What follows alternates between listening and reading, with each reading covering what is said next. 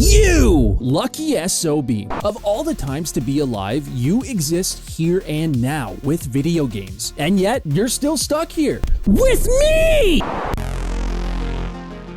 Seriously though, in the middle of everything we deal with on a daily basis, we are incredibly fortunate to have these little escapes that keep us entertained and help us pass the time. But as we march further into the future, it feels like we're moving away from why video games were created in the first place. There's nothing wrong with offering players extra ways to support your game, but there is a problem when the question becomes, how can we make more money instead of how can we make this experience memorable and fun. Before the days of skins, battle passes, and crossover crutches, if a game wasn't fun, it didn't sell. But fortune always favors the developer who puts fun first, and one of the best examples of that philosophy is the subject of today's episode, Kirby's Epic Yarn. What made this game such a beloved title, and does it still hold that same magic today? Or is it better remembered than collected and replayed? Welcome to Under the Spotlight.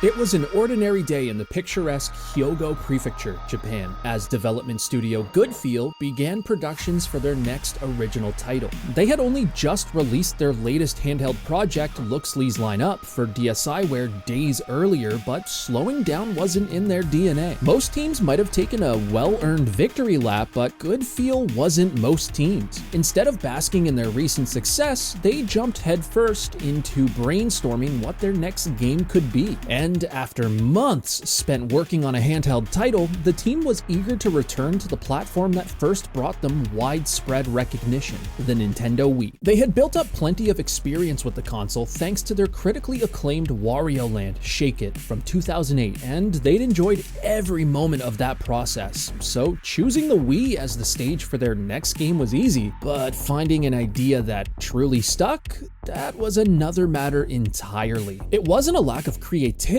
holding them back. They had ideas, plenty of them. The problem was that each one sounded exciting on paper, but fell flat in execution. Week after week, the team found themselves in a frustrating loop of trial and error, their initial enthusiasm giving way to fatigue and the creeping feeling that something critical was missing. During an interview with Satoru Iwata, producer at Shinobu Ibisu recalled the day when, out of absolutely nowhere, an ember sparked into a roaring flame. After what felt like a lifetime's worth of false starts, Madoka Yamauchi, director of the aforementioned Wario Land Shake It, approached Ibisu one afternoon in the midst of the growing chaos, and in a tone that made it sound like the answer had been staring them in the face all along, simply said, "What about a game set entirely in a world of yarn?"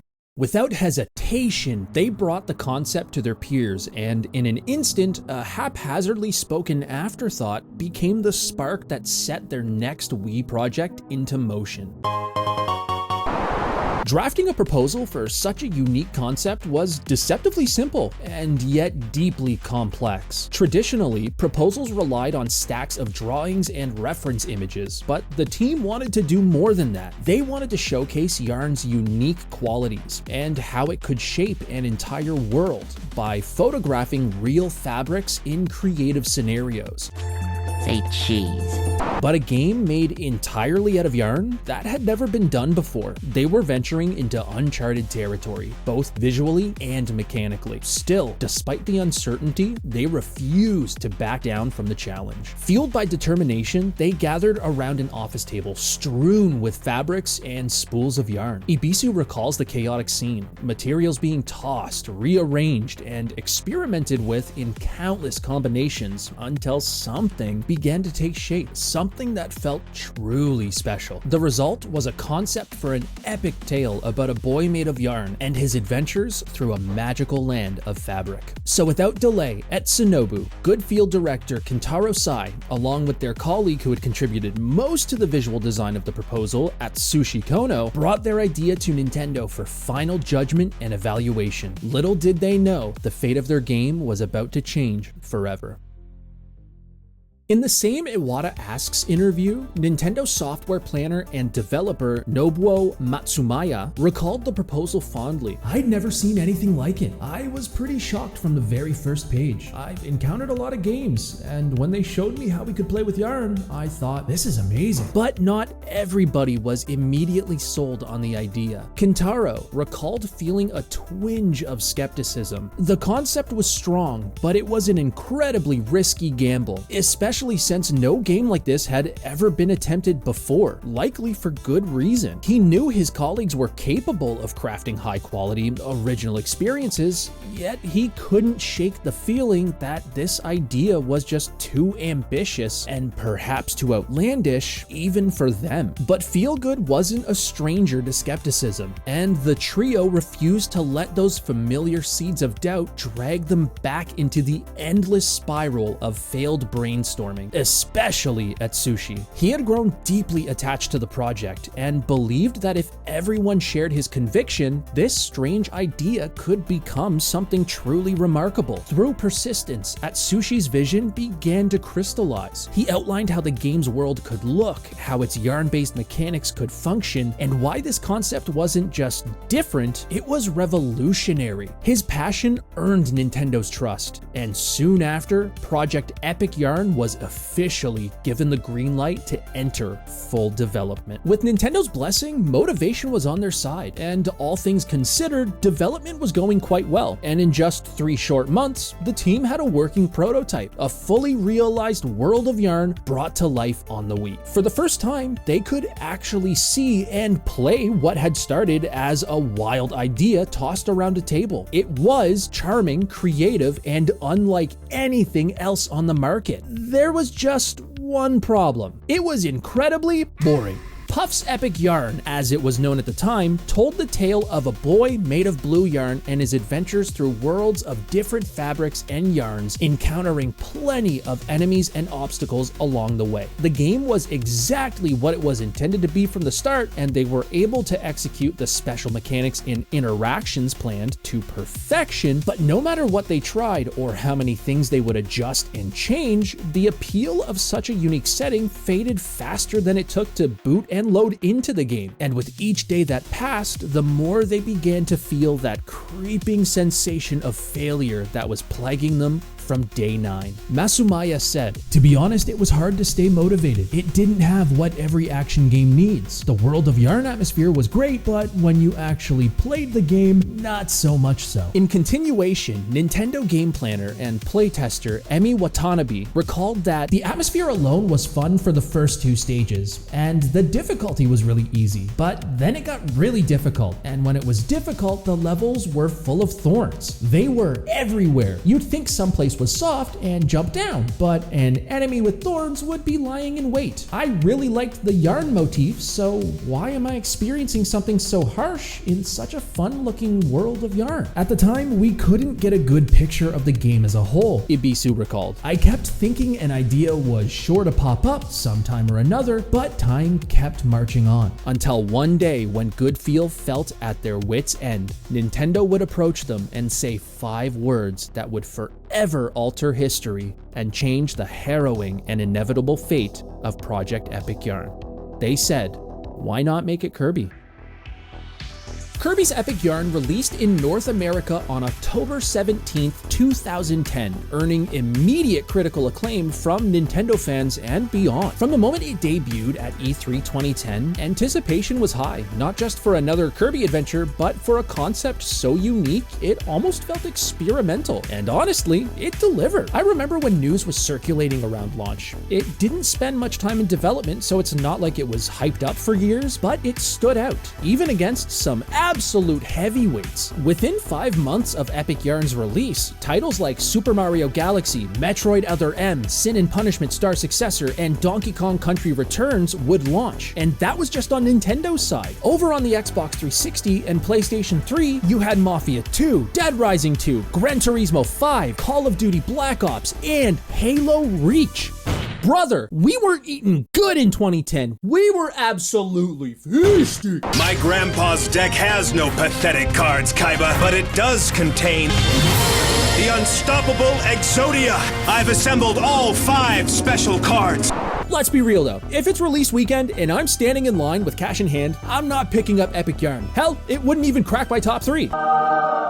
And that's unfortunate, because regardless of how good you and I think those other games are, Kirby's Epic Yarn is an absolute masterpiece. Now, I'm not saying you're guaranteed to love it. That's not the type of masterpiece I think this is. I think it's the kind that earns its respect because what it does perfectly. Before we really get into gameplay, I have to be transparent. I've never really played a Kirby game, unless you count Brawl. It isn't that I hate Kirby games or think that they're bad, it's that I just didn't gravitate towards platformers. I was a Pokemon kid through and through, so when I had the time to play on the big screen, it was usually something Pokemon related like XD or Coliseum, or the legendary all-Canadian classic, Who Gives a Fuck? It's rated M! Fuck you, Spider-Man! Honestly, I've always thought the game was probably great, but it never went on sale, and after reading about it in Nintendo Power issue 259, I thought I'd seen enough to understand the whole experience. Now, nearly 15 years later, after finally getting my hands on a copy, I have to admit, I couldn't have been more wrong. From the very start, the game does something uncommon for video games. It sets the scene like a storybook, giving us a whimsical glimpse into how Kirby ended up in this woven world. It all begins when Kirby eats a magical Metamato, only to be sucked into another dimension by the evil sorcerer Yin Yarn, the game's primary antagonist. Once inside, Kirby discovers that everything is surprisingly made of fabric. Most importantly, yarn. After meeting the prince of what we now know as Patchland, he learns that Yin Yarn has stolen half of the world's yarn, unraveling the land and throwing everything and everyone into chaos. As Kirby, it's our job to travel across 6 unique patches of Patchland, solving puzzles, overcoming obstacles, and battling Yin Yarn's creations to reclaim the stolen yarn, most importantly, the magical strands that bind the world and stitch Patchland back together, one patch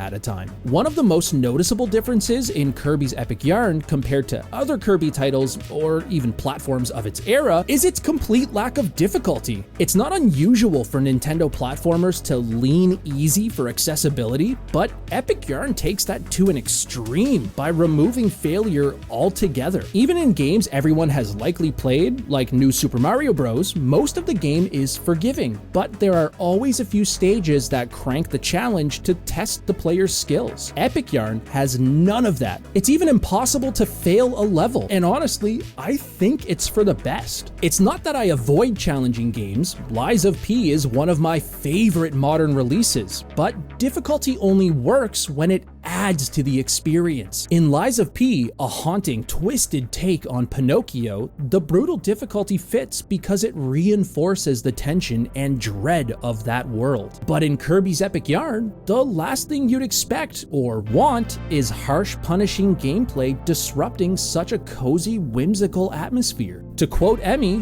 "Why should I experience something so harsh in such a fun-looking world of yarn?" And honestly, I completely agree. The absence of difficulty isn't a flaw. Though it's something the game was heavily criticized for, I think it's a deliberate design choice that enhances the sense of risk-free exploration, inviting players to experiment with every mechanic and uncover every stitch and seam across the game's 36 stages. And with no level timer breathing down your neck, you're free to play entirely at your own pace. Even when you enter a stage, no matter how far into the game you are, there's no dramatic countdown or urgency whatsoever. Instead, it simply asks, "Ready?"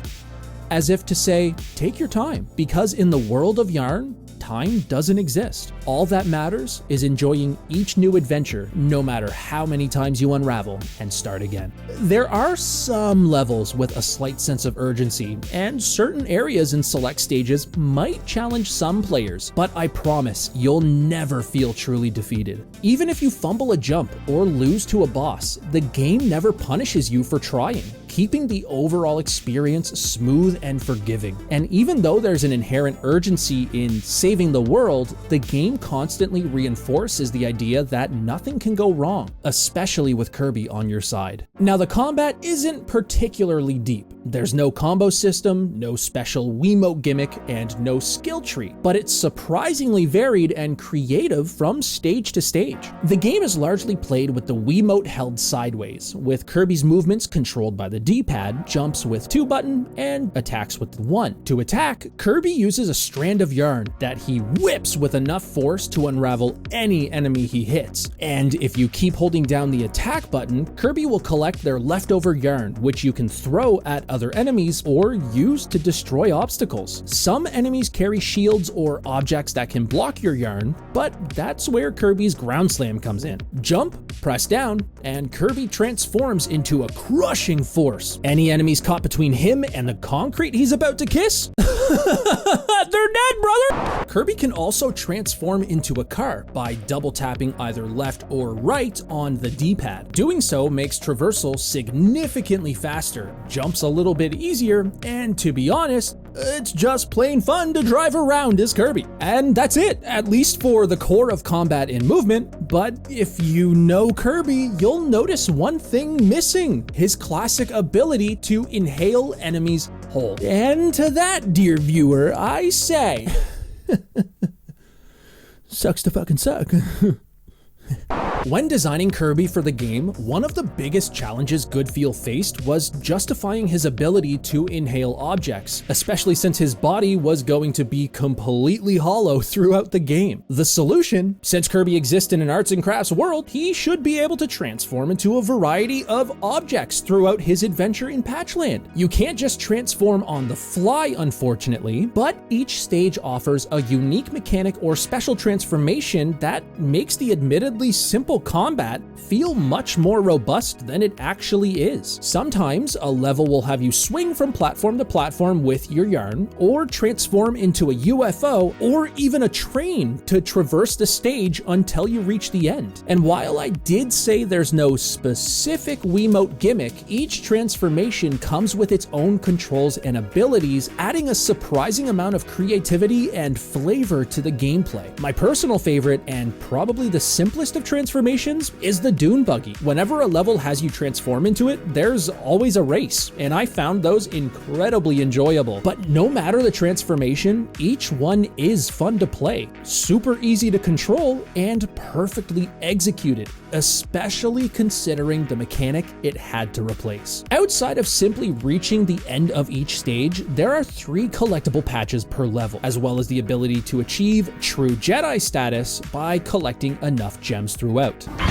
Now that's a name I've not heard in a long time. Which in some stages can even unlock a secret patch, sometimes giving you access to a secret level in the overworld. Other than that, the patches don't really affect gameplay much, beyond adding a small level of challenge and encouraging some level replayability. But they do actually serve a purpose beyond this as well. While in Patchland, you've been gifted an apartment by Dom Wool, a businessman from nearby Quilty Square. The patches you find throughout levels, outside of the ones that unlock a secret stage, can be used to decorate your apartment, while the gems you collect help him construct more rooms for the many residents left homeless by Yin Yarn's misdeeds. Personally, I'm not overly drawn to these apartment segments, but I do appreciate the added motivation to collect as many gems and patches as you can. Decorating your apartment with items you physically collected in stages rather than random unlockables gives a tangible purpose to the collectibles, and helping residents find a new home adds to the warm, friendly atmosphere that defines Epic Yarn. Outside of that side quest, you can also play hide and seek with your neighbor Zeke. As you progress through the main story,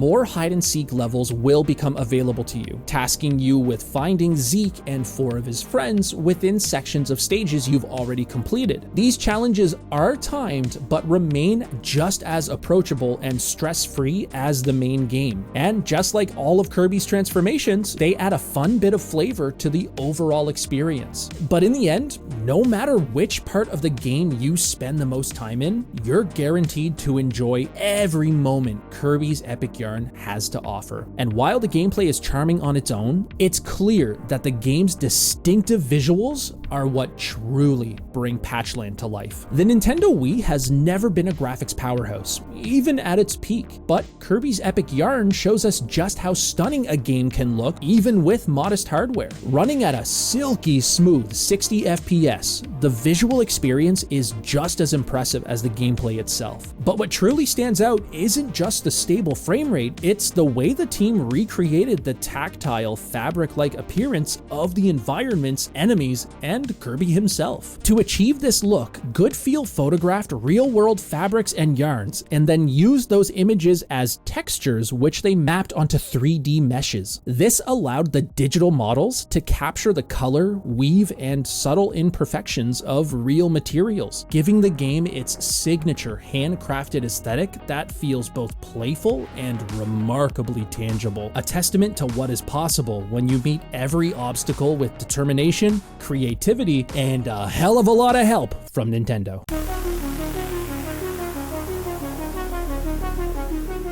Kirby's Epic Yarn is not what I expected it to be, and I couldn't be happier that that is the case. For years, I was convinced that this game would offer nothing more than a childish story with boringly simplistic gameplay, and not much more to offer than any of the other slop on the shelf next to it. Don't get me wrong, I believed it was a perfectly fine game, I just didn't think that it would in any way, shape, or form be something I would enjoy. Instead, it turned out to be so much more. Epic Yarn is a masterclass in creativity, proof that a game doesn't need punishing difficulty or be complex by design to be memorable. It's charming, relaxing, and brimming with personality in a way few games dare to be. In an age where gaming chases realism and complexity, Kirby's Epic Yarn reminds us that sometimes the greatest joys of life come in the simplest forms. Epic Yarn is without a doubt one of the easiest recommendations I'll ever make, and to be honest, it's likely going to end up in this channel's Hall of Fame. Even if the game doesn't seem like it's something you typically enjoy, I'd wager a solid bet that you can still find plenty to love in its charm, creativity, and sheer playfulness. No matter who you are as a gamer, Kirby's Epic Yarn has something for everyone. At around just $26 Canadian or $18 US for a complete in-box copy, it's an absolute bargain. But it's more than just a game. It's a warm reminder of why we fell in love with the Wii in the first place. Charming worlds, inventive gameplay, and a sense of joy that sticks with you